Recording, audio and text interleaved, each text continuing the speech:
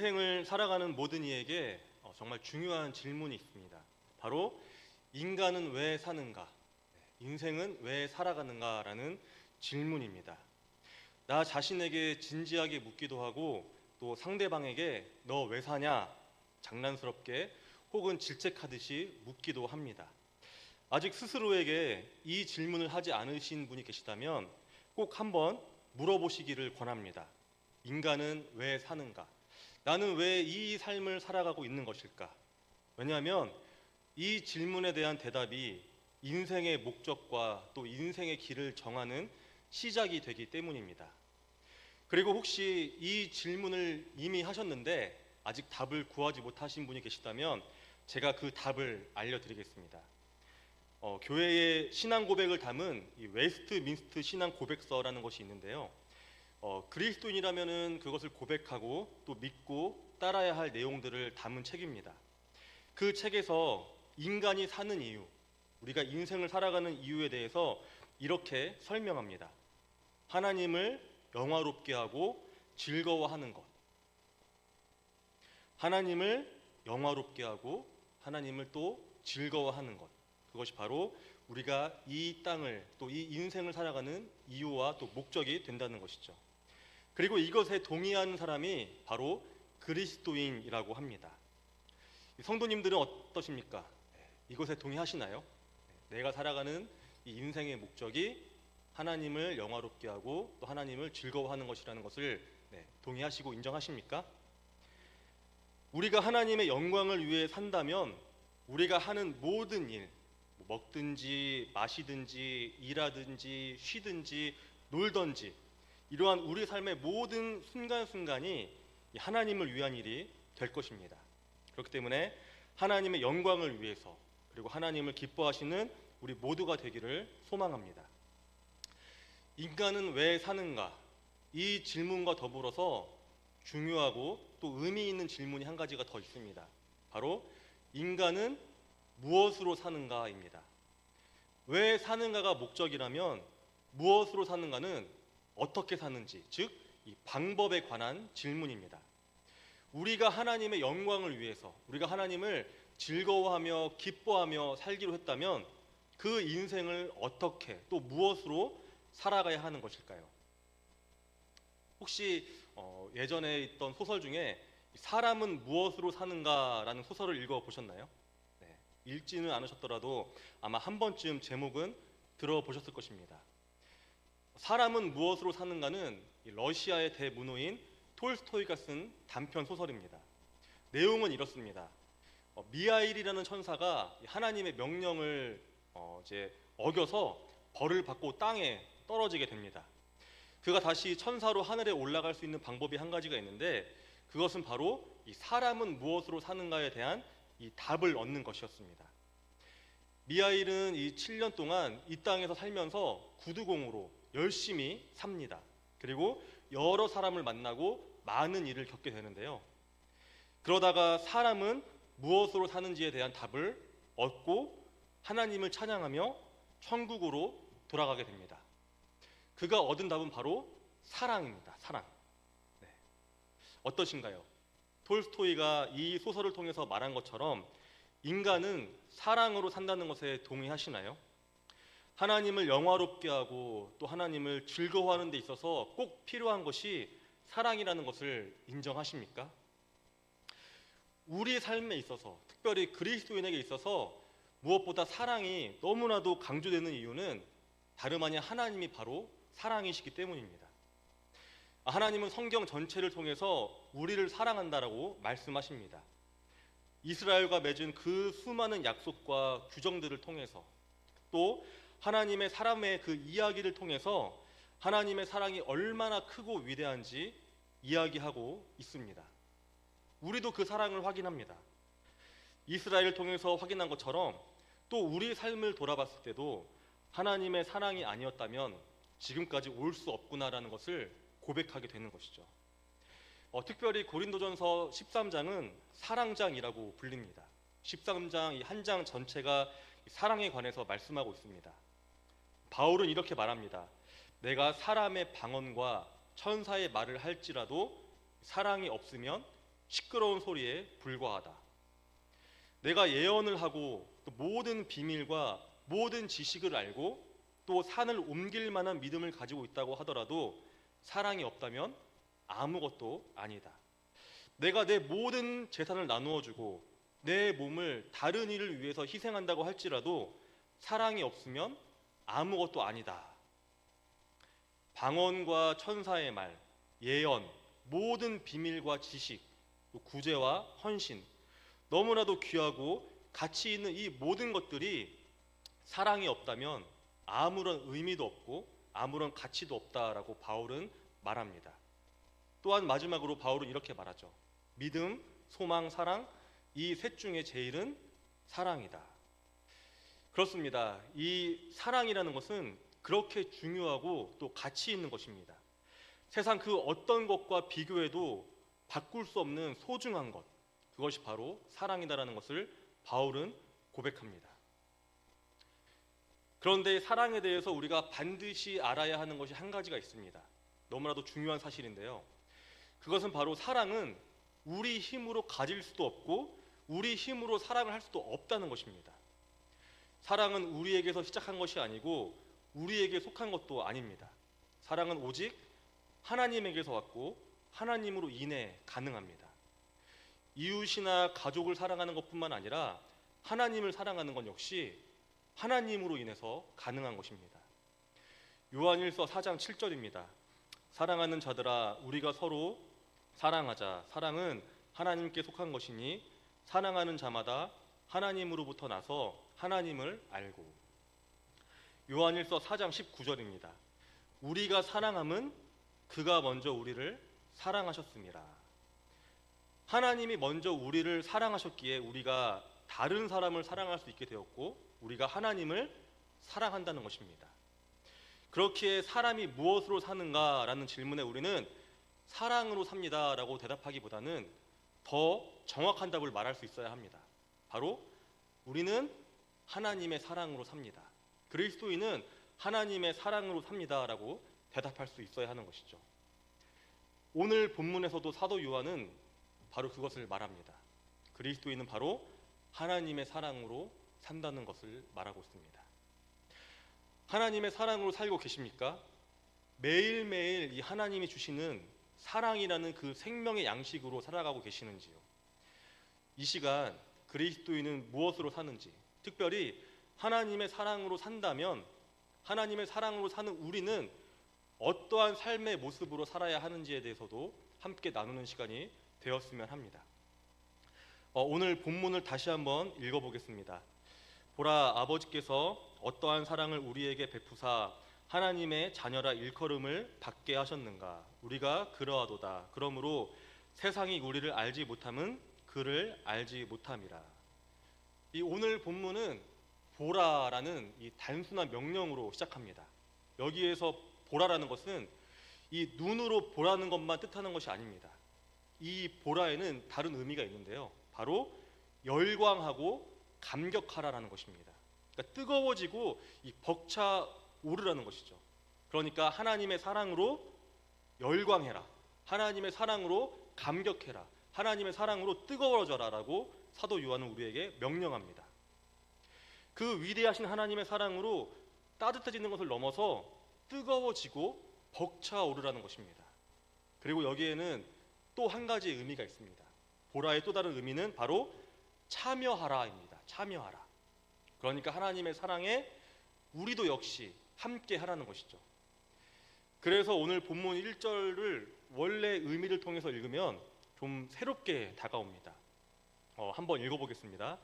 아버지께서 우리에게 펼쳐 보이신 사랑은 실로 놀라운 사랑이 아닐 수 없습니다. 그 사랑을 그냥 받아들일 수 없습니다. 그 사랑에 감격할 수밖에 없습니다. 열광할 수밖에 없습니다. 그 사랑에 참여할 수밖에 없습니다. 그 사랑으로 우리가 하나님의 자녀라 불리게 되었습니다. 참으로 우리는 하나님의 자녀입니다.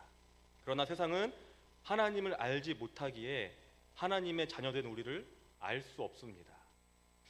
어떠십니까? 이 하나님의 사랑에 감격하고 놀라워하시나요? 그리고 하나님의 그 사랑에 참여하고 계십니까? 그런데 우리는 이 하나님의 사랑을 당연하게 여깁니다. 하나님이 우리를 사랑하십니다. 하나님은 사랑이십니다. 라는 이 말을 뭐 별다른 감동이나 별다른 생각 없이 뭐 하나님은 사랑이시라고 하시니까 하나님은 사랑이신가 보다. 하나님은 우리를 사랑하시나 보다. 의뢰이 너무나 당연하게 받아들이는 것이죠. 그래서 우리가 한 단계 더 나아가지 못하는 것입니다. 바로 하나님의 사랑에 참여하는 것. 거기까지는 나아가지 못하는 것이죠. 그런데 우리가 이 하나님의 사랑이 어떤 사랑인지 깨닫게 되면은 그 사랑을 당연하게 여길 수 없게 됩니다.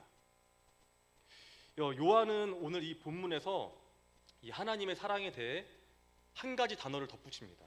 바로 어떠한입니다. 어떠한. 이 여기에서 어떠한의 의미는 이런 뜻입니다.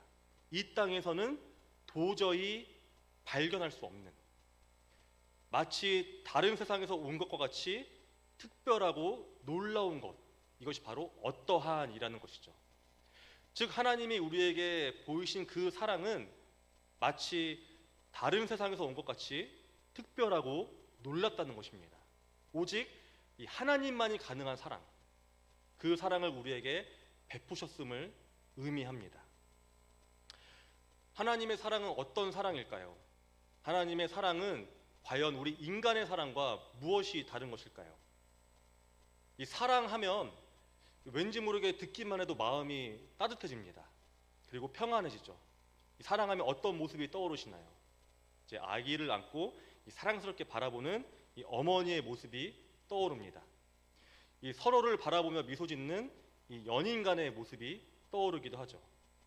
이 투닥거리기는 하지만 잠시라도 보이지 않으면 서로 찾는 이 형제 간의 우애가 생각이 나기도 합니다. 또 직장 동료 간의 끈끈한 동료애 등등, 이 사랑하면은 왠지 모르게 따뜻하고 또 온화한 모습이 떠오릅니다. 사랑에 관해서 제가 사전을 한번 찾아봤는데요, 이렇게 정의하고 있더라고요. 어떤 사람이나 존재를 몹시 아끼고 귀중히 여기는 마음 또는 그런 일, 어떤 사물이나 대상을 아끼고 소중히 여기거나 즐기는 마음 또는 그런 일, 남을 이해하고 돕는 마음 또는 그런 일. 결론적으로 사랑이라는 것은 나 아닌 다른 사람이나 존재를 나보다 더 아끼고 귀중히 여기는 것이라고 할 수 있습니다. 우리 성도님들은 혹시 나보다 더 아끼는 사람이나 나보다 더 아끼는 존재가 있으신가요? 저는 있습니다.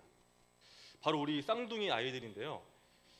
제가 이 아이가 생기기 전에는 사실 하나님의 사랑이라는 것이 무엇인지 잘 몰랐습니다. 그냥 하나님은 우리를 사랑하시는구나 이렇게 인식을 했지만, 아이가 생기고 나서 하나님의 사랑에 대해서 더 깊이 묵상하게 되더라고요. 제가 아이가 생기기 전에는 눈에 넣어도 안 아프다라는 말이 진짜인 줄은 몰랐습니다. 물론 이제 아이들이 진짜 눈에 들어가지 않지만 이 아이들의 모습을 보면 정말 이 아이들이 내 눈에 들어온다고 해도 나는 아프지 않겠다라는 생각이 듭니다. 그만큼 저에게 있어서는 소중하고 귀중한 존재인 것이죠. 제가 아이들을 사랑하는 것입니다. 그런데 제가 이 아이가 생기고 나서 하나님의 사랑을 깨닫는 반면에 또 이 인간의 사랑에는 한계가 있다는 것을 또 알게 되었습니다. 언제냐면 제가 잘 때 인간의 사랑에는 한계가 있구나라는 것을 느끼게 됩니다. 제가 사실은 자는 것을 되게 좋아하거든요. 누가 저한테 맛있는 거 먹을래, 잘래 하면은 저는 잔다고 할 정도로 잠을 참 좋아합니다. 이제 아이들이 28개월이 됐는데 아이들이 태어난 이후 28개월 동안 단 하루도 이 잠다운 잠을 자지 못했습니다. 2년간은 거의 못 잤어요. 한 명이 깨서 울면은 다른 한 명이 깨서 울기 때문에 거의 못 잤습니다. 요즘에는 조금 괜찮습니다. 그래도 자다가 꼭 한 3번 이상은 깨는 것 같습니다. 제가 우리 아이들을 정말 사랑하지만 이 잘 때만큼은 사랑하는 마음이 잠깐 어디 가는 것 같습니다. 이제 한두 번은 괜찮습니다. 한두 번은 이제 다시 이렇게 재우고 하는데 3번, 4번 반복되면은 제가 막 짜증 내기도 하고 그냥 한숨 푹 쉬고 이불 가지고 이제 거실로 가서 자기도 합니다. 그러니까 이렇게 인간의 사랑에는 이 한계가 있다는 것이죠. 어느 정도의 선이 있습니다. 그 선을 넘어가면 이제 사랑이 아니게 됩니다. 내가 우선시되고 내가 더 커집니다. 이 다른 사람을 사랑한다고 아무리 말하고 고백하지만 더 깊이 파고들어 보면은 결국에는 그 다른 존재보다 나 자신을 더 사랑한다는 것이죠. 가끔 뉴스에서 이 자식을 버리는 부모나 아니면 부모를 버리는 자식에 관한 뉴스를 보게 됩니다. 인간의 사랑 중에 최고의 사랑인 이 부모의 자식 간 사랑도 이렇습니다. 부부 간의 사랑, 또 연인 간의 사랑은 어떨까요? 이 과연 진정한 사랑이란 뭘까? 진정한 사랑이란 존재하긴 하는 것일까라는 생각이 들곤 합니다.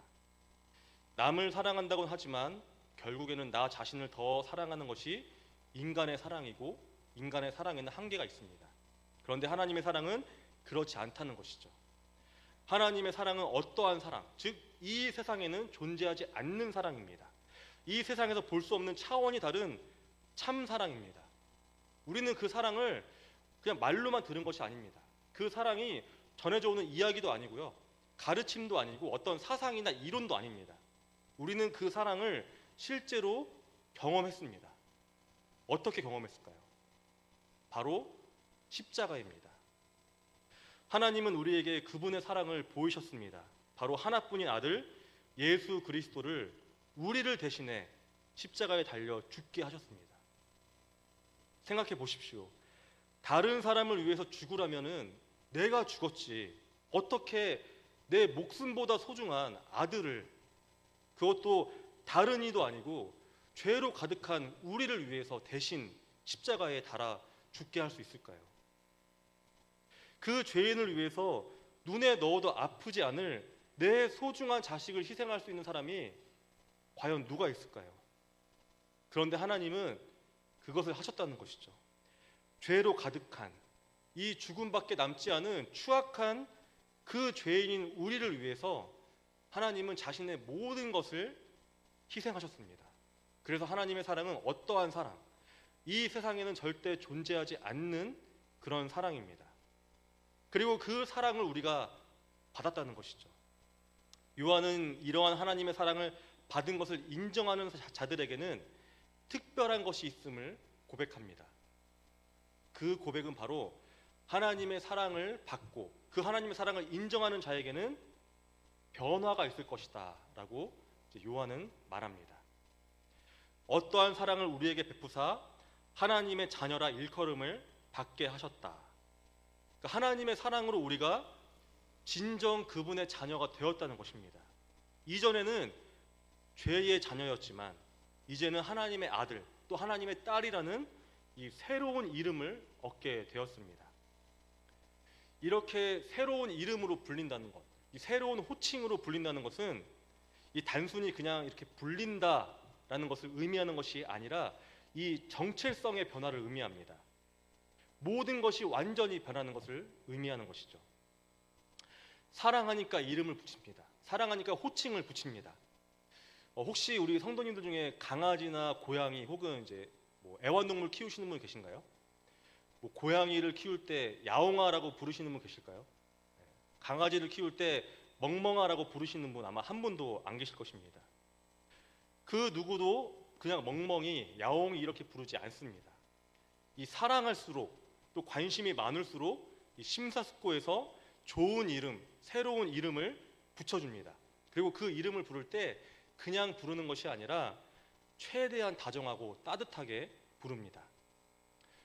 지금은 죽고 없지만은 제가 결혼하기 전에 부모님이랑 살 때에 강아지 한 마리를 키운 적이 있습니다. 이 유기견이었는데 이름이 포미였거든요. 포미였는데 저희 어머니가 이 포미를 부를 때 어찌나 다정하고 따뜻하게 부르던지, 제 이름을 부를 때는 한 번도 느껴보지 못했던 그 따뜻함을 이 강아지를 부르시는 저희 어머니를 통해서 알게 되었고, 아 정말 우리 어머니가 나보다 강아지를 더 사랑하시나 보다라는 것을 깨닫게 되었습니다. 그 질투를 느끼게 된 거죠. 마찬가지로 하나님이 우리를 자녀 삼으시고 또 우리를 온화하고 따뜻한 그 목소리로 한 사람 한 사람 지금 부르고 계신다는 것입니다. 어떠신가요? 하나님의 그 따뜻한 사랑을 느끼며 살고 계십니까? 나를 부르시는, 내 이름을 부르는 그 온화한 하나님의 음성을 듣고 계시는지요? 그리고 하나님의 그 따사로운 손을 붙잡고 계십니까? 그리고 더 중요한 것, 나를 자녀 삼으신 그 하나님을 아버지라고 부르시나요? 자신 있게 우리가 이것에 대해서 아멘이라고 고백했으면 좋겠습니다. 내가 이것을 부정한다고 해도, 내가 아니라고 해도 하나님은 그렇게 우리를 사랑하고 계십니다. 그렇다면 우리가 그런 하나님의 사랑을 받은 그 우리가, 그 존재인 우리가 그 하나님의 사랑에 어떻게 반응하고 또 어떻게 응답해야 할까요? 하나님의 자녀가 되었는데 우리는 이 땅에서 어떻게 살아야 할까요? 하나님의 자녀라는 것이 그저 단순히 우리를 부르는 호칭이 되어서는 안 됩니다. 호칭이 아니라 이 땅에서 정말 하나님의 자녀로 살아가야 하고, 하나님의 자녀로 살면서 나는 하나님의 자녀라는 것을 이 땅 가운데 증명할 수 있어야 한다는 것입니다. 사실 하나님의 자녀로 사는 것은 쉽지 않습니다. 오늘 말씀 후반부에 나온 것처럼 세상은 그런 우리를 알지 못하거든요. 세상은 우리를 하나님의 자녀임을 알지 못합니다. 우리가 왜 하나님을 믿고 왜 예수님을 닮고 싶어 하는지 세상은 모릅니다. 왜 교회에 가는지도 알지 못하고요. 왜 내 소유를 구별해서 헌금을 하나님께 드리는지, 왜 그렇게 열심을 내어서, 왜 그렇게 시간을 내어서 교회에서 봉사하는지 알지 못합니다. 왼뺨을 맞으면 오른뺨도 내밀라는 그 주님의 가르침처럼 이 손해보는 것을 왜 그렇게 기꺼이 감수하는지 세상은 이해하지 못합니다. 나보다 더 다른 사람을 위해서 산다는 그것이 어떤 것인지 세상은 결코 알 수가 없습니다. 세상의 눈으로는 전혀 이해할 수 없습니다. 왜 그렇게 사는지 알지 못합니다.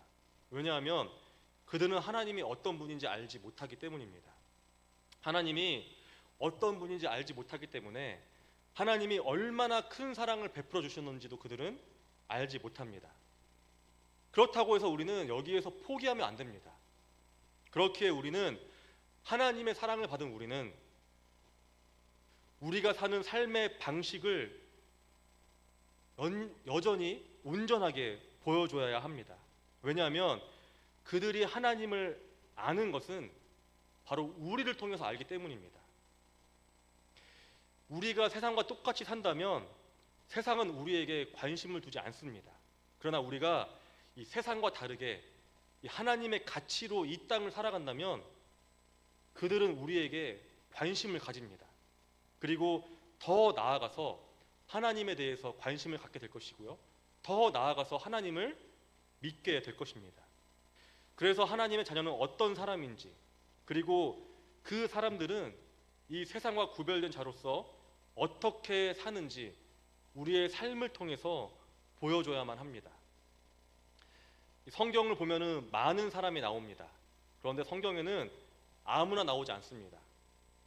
누군가의 본이 되기 때문에, 아니면 이렇게 살면 안 된다는 반면교사이기 때문에 성경에 나오는 사람들이 정말 많이 있습니다. 이 성경의 그 많은 사람 중에서 인상적인 사람이 한 사람 있습니다. 한 여인인데요. 이 여인에 대해서 성경은 너무나도 자세히 기술합니다.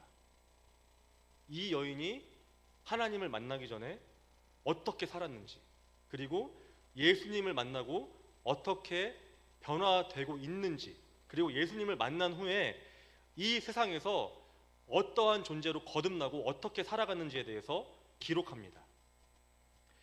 그녀는 사마리아인이었습니다. 세상이 꺼리는 사람이었습니다. 그리고 사회적으로 용납할 수 없는 과거가 있는 여인이었습니다. 세상은 그녀를 멀리했고 그녀 역시 세상과 담을 쌓았습니다. 그래서 그녀는 아무도 밖에 나오지 않는 시간에 이 다른 사람을 피해서 물을 길러 나옵니다. 그리고 거기에서 그녀는 예수님을 만납니다. 하나님의 사랑을 전하기 위해서 그녀 또한 하나님의 자녀이기 때문에 예수님은 그녀를 만나신 것입니다. 그녀의 마음은 이 가뭄이 심해서 온통 갈라진 메마른 땅과 같았습니다. 그 어떤 것도 그 메마른 땅을 온전하게 할 수 없었습니다. 때때로 그녀를 향한 온정의 손길도 또 관심의 표현은 오히려 그녀의 마음을 더 아프게 하고 그녀의 마음을 닫게 만들 뿐이었습니다. 그런데 그런 그녀의 마음에 예수님의 손길이 또 하나님의 사랑이 찾아오자 그 메마른 땅에 이 생수의 강이 넘치기 시작합니다. 그녀는 이제 진짜 하나님의 자녀가 된 것이죠. 하나님의 사랑으로 또 하나님의 자녀가 된 그녀는 어떻게 살아갈까요? 요한복음 4장 28절을 보면은 이 그녀가 물동이를 버려두고서 이 동네로 들어가 사람들 앞에 섰다라고 합니다. 이 물동이는 하나님을 만나기 전에, 하나님을 만나서 변화되기 전에 그녀의 모습입니다. 이 자신은 이미 무너지고 넘어지고 또 쓰러졌지만 이 세상의 뜨거운 시선과 핍박에도 불구하고 이 가족을 위해서 져야만 했던 물동이는 그녀 자신이었습니다. 그러나 이 하나님의 자녀가 된 그녀는 지금 그 이전의 모습을 버리고 사람들 앞에 나아갑니다. 하나님의 자녀된 그 모습 그대로 세상에 나아가는 것이죠. 그렇다고 해서 세상이 변했을까요? 아닙니다. 여전히 세상은 그대로일 것입니다. 여전히 세상은 그녀를 손가락질할 것입니다. 그럼에도 불구하고 그녀는 세상으로 나아갑니다. 왜냐하면 하나님의 사랑을 입었기 때문입니다. 그 사랑에 감격하고 뜨거워지고 그 사랑에 참여했기 때문에 그토록 두려웠던 이 세상으로 나아가는 것입니다. 성경은 이후로 그녀가 어떤 삶을 살았는지 자세하게 기술하진 않지만은 우리는 짐작할 수 있습니다. 하나님의 딸이라는 그 새로운 정체성으로 살아가는 그녀의 인생은 분명히 이전과는 다른 모습일 것입니다. 세상은 그런 그녀의 모습을 보면서 관심을 갖게 될 것입니다. 어떻게 이렇게 변하게 되었을까? 그리고 그녀를 통해서 분명히 하나님은 일을 하셨을 것입니다. 그리고 그녀를 통해서 구원을 얻고 또 하나님을 믿게 된 이들이 분명히 생겨났을 것입니다. 하나님의 자녀가 된 그녀를 통해서 하나님은 그녀를 써 주신 것이죠. 우리의 삶은 어떻습니까? 우리의 삶 참 치열합니다. 힘듭니다. 직장에서도 그렇고 가정에서도 그렇습니다. 학교에서도 그렇습니다. 맡은 일은 힘들고 관계는 어렵고 지금 처한 상황이 녹록하지 않습니다. 그럼에도 불구하고 우리가 이 세상을 살아가는 그 이유와 이 세상을 살아갈 수 있는 힘은 바로 하나님의 사랑이라는 것이죠. 하나님의 사랑으로 우리는 하나님의 아들이 되었고 하나님의 딸이 되었습니다. 직장에서 상사가 뭐라고 하면은 나는 하나님의 아들인데, 누가 나를 힘들게 하면 나는 하나님의 딸인데, 이렇게 생각하고 이겨내시기를 소망합니다. 어려움 가운데 있으십니까? 고통 가운데 있으신가요?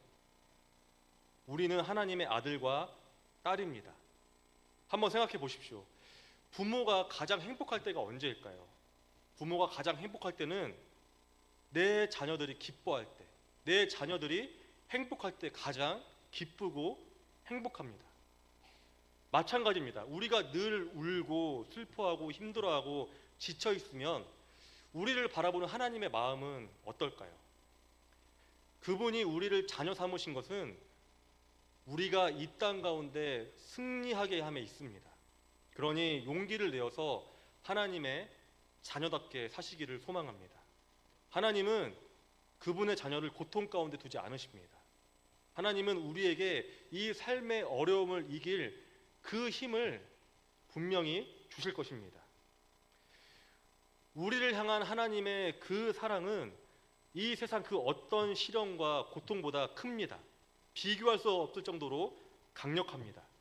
그리고 하나님이 우리의 아버지가 되셨고 우리가 그분의 자녀가 되어서 영생을 얻게 되었습니다. 그러니 무엇이 두려울까요? 우리가 이것을 인정한다면 흔들리지 않습니다. 하나님과 세상 이 둘 중에 우리가 하나님께 속한 것을 인정한다면, 그것이 분명하다면 그 어떤 것도 우리를 쓰러뜨리지 못하고 우리를 넘어지지 못하게 할 것입니다. 우리는 그 사랑으로 하나님의 자녀라는 그 정체성으로 세상 가운데 우뚝 설 수 있습니다. 그리고 오히려 세상은 그렇게 살아가는 우리를 보면서 하나님에 대해서 궁금해하고 하나님에 대해서 알아가고 더 나아가 하나님에 대해서 믿게 될 것입니다. 이러한 하나님의 사랑받은 자녀가 되는 우리 모두가 되기를 소망합니다. 그리스도인은 무엇으로 사는가?